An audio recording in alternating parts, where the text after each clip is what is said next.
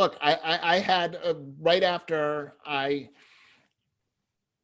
um, my dad called and told me that Lucy had been murdered, and I, was living in my apartment, so I got in my car to drive to my parents' house, and I had sort of a similar thing where I was thinking about, I figured this is the worst thing and my parents are going to be catatonic in the corner. So I'm going to have to take care of everything because my younger sister was in Florida, lived in Florida at the time. So I'm like, she won't be up for at least a day and I've got to take care of everything. Luckily, my parents were stronger than I gave them credit for. Funny that children underestimating the strength of their parents. Huh. Anyway. But I got thinking about, like, in lieu of flowers, what do we do, right? And as I mean, remember this as clearly as day. And I have to say, this was Lucy just niggling me to say, and I'm like, oh, we'll have donations go to Jane Doe, which is a organization in Boston that helps abused and battered women. Now, I knew nothing of this organization except for the fact that, like, the year before, my sister had done a fundraising walk and I had, I had I had given her money, sponsored her. That was all I knew about it. But it was one of those things that as I'm driving, I'm like, oh, okay, yep, click, move on to the next thing. Yeah. I get in, I tell my parents, look, in lieu of flowers, let's have donations go to Jane Doe. And we knew, I mean, seriously, I'm in the phone book looking up to go. I don't even know, like, a phone number. I don't know where they are. The phone book. Any of that, right? And Jane Doe ended up getting like $30,000 in donations for Lucy, and they built like a resource library from that money for oh, that's incredible. which is awesome. But that whole thing is like, why on earth would I? It's one thing if you're like, this person was really, really involved with ASPCA or something. So it's a logical, like, oh, that makes sense. Yeah. So I can say that that's sort of like, I'm okay, and here's where I want you to do it. Can only struck by lightning.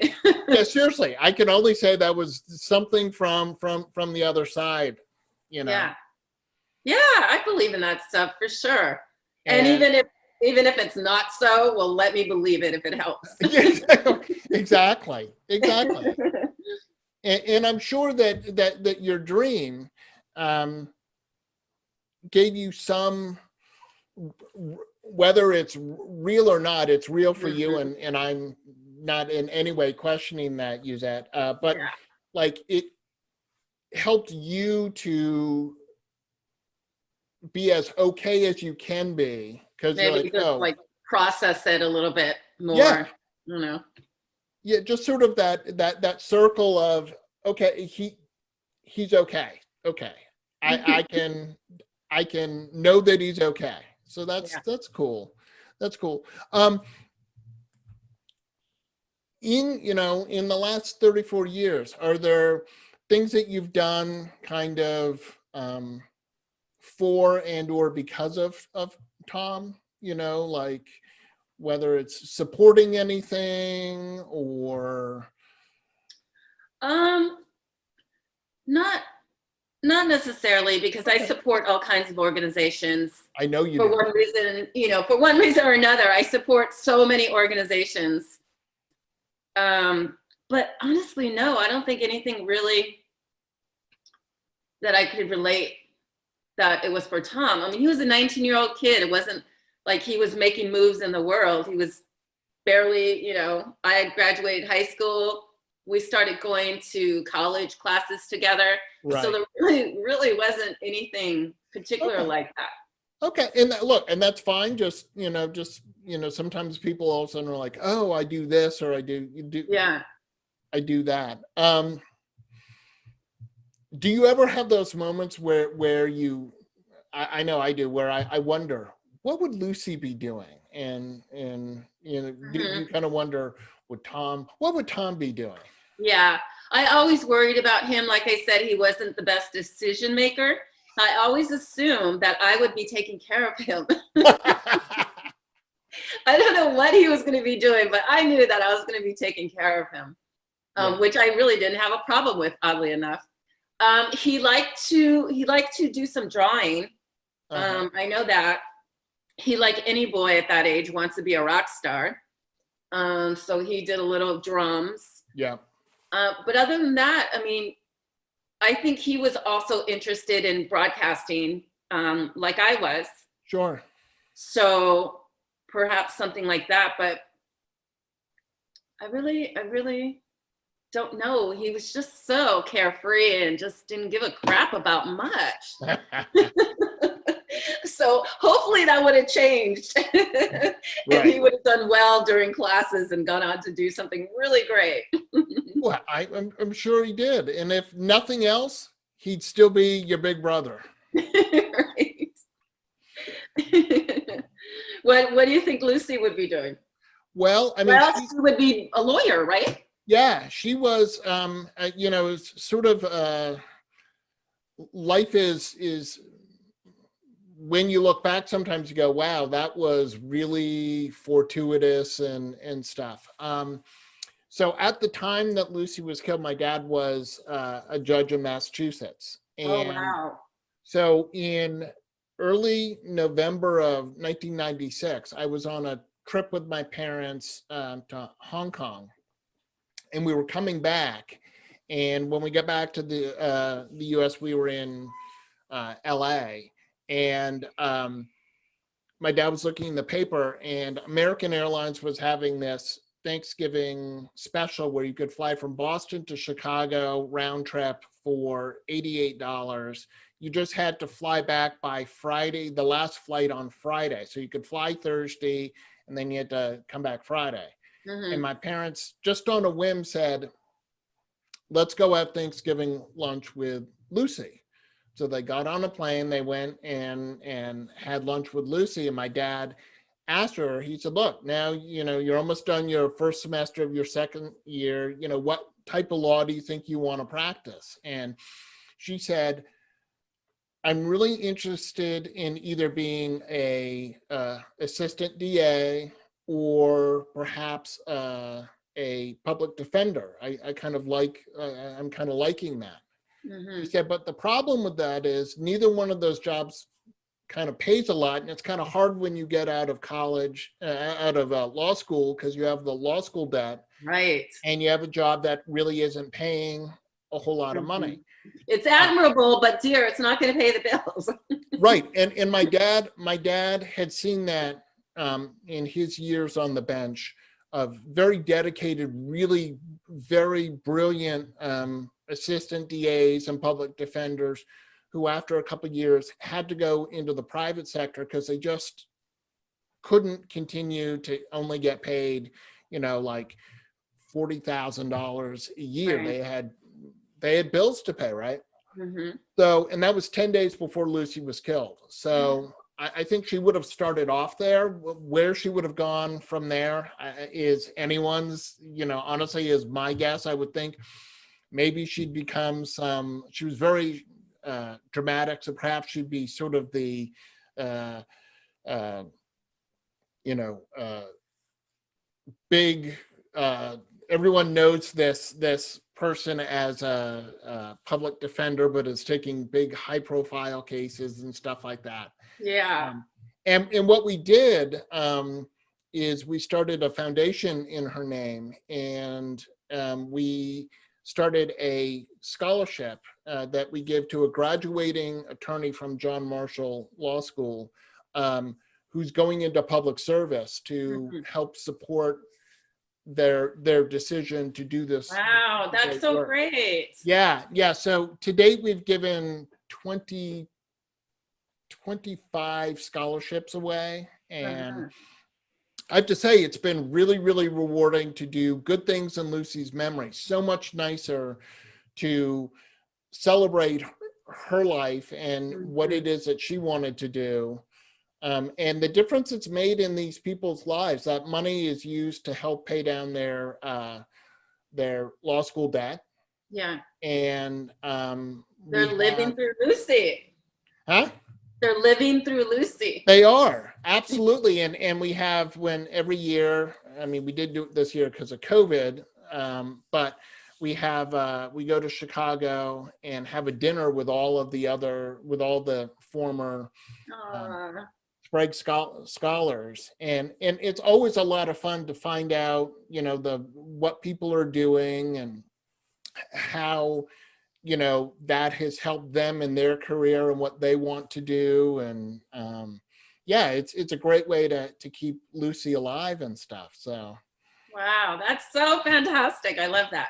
yeah, no, it definitely is. I always say it's so much nicer to focus on doing good things in Mhm. our siblings' memory than just focusing on that dot that is the end of their life. Mhm. It's not to forget it, but it's also to say that's not the only thing. Mhm. You know, Yeah. you had 18 years with Tom, right? There's more to his life than he bought a motorcycle and got hit. Yeah. He had long flowing rock star hair and Oh my gosh, so funny. and well, Uzette, I want to thank you so much for coming and sharing. I know it's always challenging to talk about these things, but I think It's it's so pretty amazing to how fresh it still is, even after all these years. absolutely, Like absolutely. you had opened up the conversation with um it doesn't get any easier. Time may go by, but I don't think it got easier. I think I don't know that it gets easier. I think we just acquire more coping skills, Hmm. and we figure out. I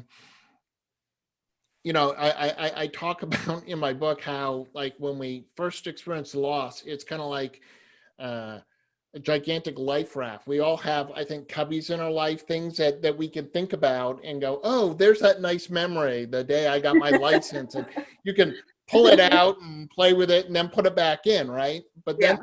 big things that when we pull it out, it It takes comes over. crashing down.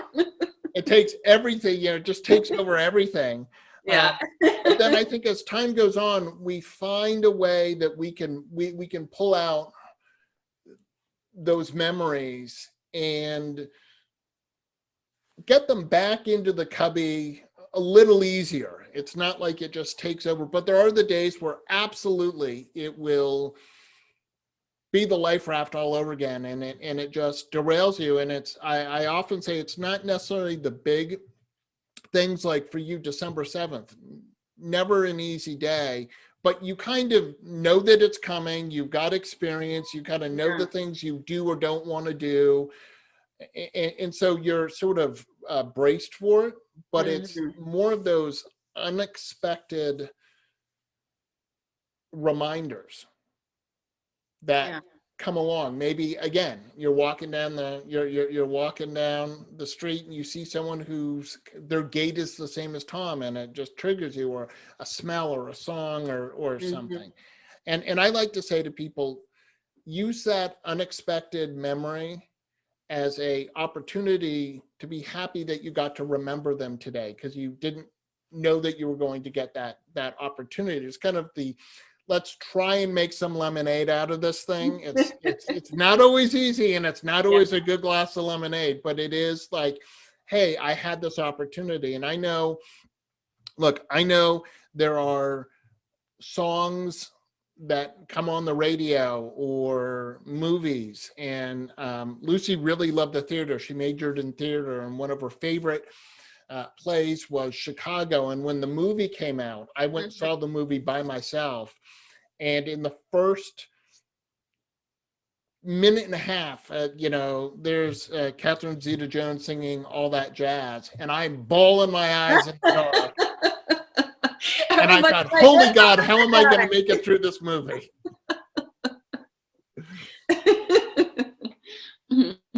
But I Yeah. was, The song Sister Christian because Yeah. Night Ranger was really Yeah. popular during that time. And him and his little friends would love to think that they knew how to play it. So, so that song gets me a little, choked up. Sure. Maybe a couple Jerry Rafferty songs also that get me a little choked up sometimes. Sure. I forgot I had this bracelet, and I was looking for a bracelet to wear today because I'm wearing silver earrings, and I have this silver button right here. Yeah. And so I pulled it out, Xander, and I'm like, oh, I forgot about it. So the bracelet says, anything is possible. Yeah. And I started thinking, oh, I need to wear this more often. It's just a skinny little bracelet. I think someone from, I think one of the sales girls from Alice Radio gave it to me. Yeah.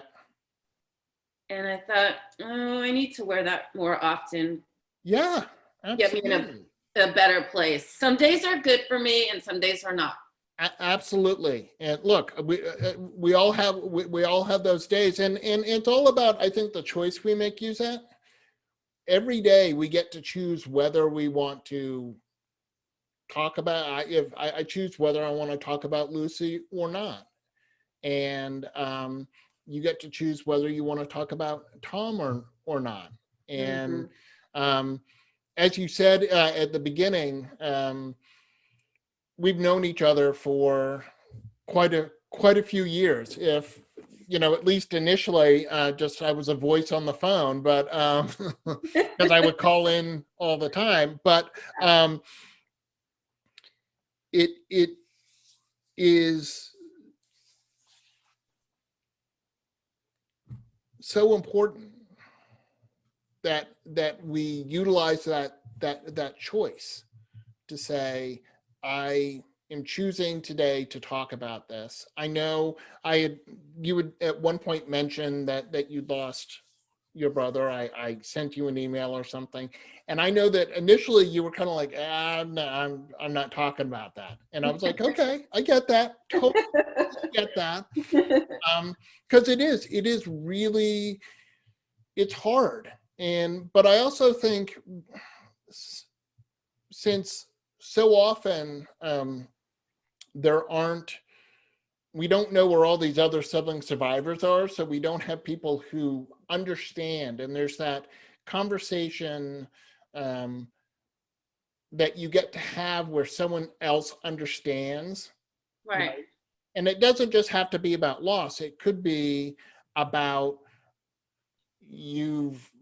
someone else in broadcasting, and there's stuff that you could start to talk to them, and they'll totally get what you're talking about, and you don't have to go and explain everything. And and it's a much more satisfying conversation. And I find when I talk to siblings, some sibling survivors have gone 20 years without actually getting to talk about their experience and their loss and what it's been like for them and what they remember. And I always say, look, remember the good and the bad about these people. They weren't saints. We tend to canonize people. Oh my God, they were. And I'm like, look, I'm sure that Tom had times where he was a total shit to you. Okay. I know Lucy was a shit to me. That's fine. Yeah, for sure. And then we laugh. I mean, we laugh. We tell stories about them. I mean, do you still talk to your brother and tell stories back and forth about, Tom and stuff, or do you guys not really talk about him much? We will talk. I say over the past year, there has not been any talk because there's too much pressure everywhere else because of COVID. Absolutely. So, but over the years, yes, we would talk. And this year we didn't even text each other. Yeah. His wife texted me and said something about he's in a bad mood today or grumpy mood or something like that. And I said, well, don't forget what today is. And I said, just give him a little extra love today. Yeah. And so she remembered. She's very good at dates. She knew what day it was. So she just gave him extra love. Personally, I don't know that my husband even remembers what it is.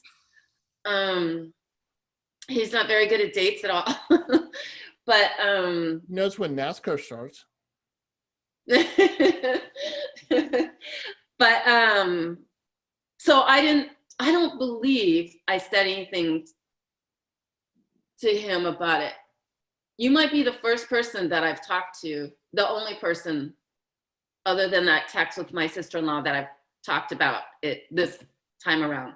Okay. Well, I'm very honored that you would talk to me about it and everyone else that we just called.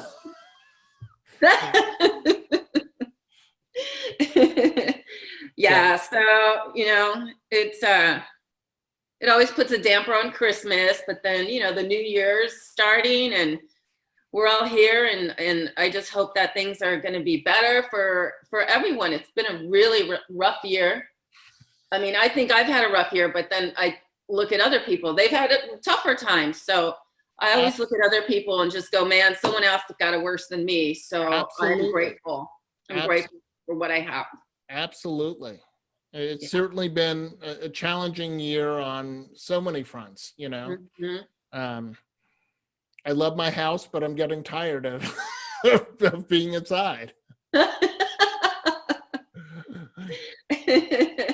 Well, this year, 2021, is really going to be the greatest. I just Absolutely.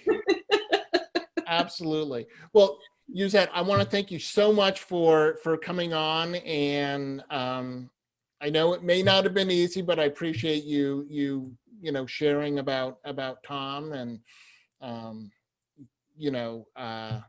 you are such a fantastic person. I will, for those of you listening, Uzette has her own YouTube channel, and she does awesome product reviews and other stuff. Anything else that you want to shamelessly promote? And I won't play the shame, ding, ding. I'm putting most of my force into doing nonprofit things. Good. And that's I left Alice in 2020 in February, and ever since then been doing some segments for Coffee TV 20, and most of them have been charitable organizations that fills my heart. So that's kind of what I've been doing since then. And then I do this radio show. It's called HOFMradio.com. It's Hall of Fame Music Radio. A lot of classic hits, a lot of just different music that and remember, 60s, 70s, 80s, and so much more. So I'm just looking to get back into Bay Area radio. But honestly, Xander, I know so many people. I know more people out of radio than I know in radio right now. That's how bad radio has been for the year. So hopefully things come back and everything rolls around again. Otherwise, I'm just gonna have to find some new stuff to do. I guess so. Well, I have no doubt, Uzette, that you will find awesome things to do. Thank you. Well, I really appreciate talking to you today, and you've kept in touch with me, so that means a lot to me as well. And I don't know, maybe I needed this. Well, yes, we'll see. And I appreciate that you answered my Facebook message and said, "Hey, do you want to be a guest?" Because it really means a lot to me. So thank you. My pleasure. Right. Well, okay.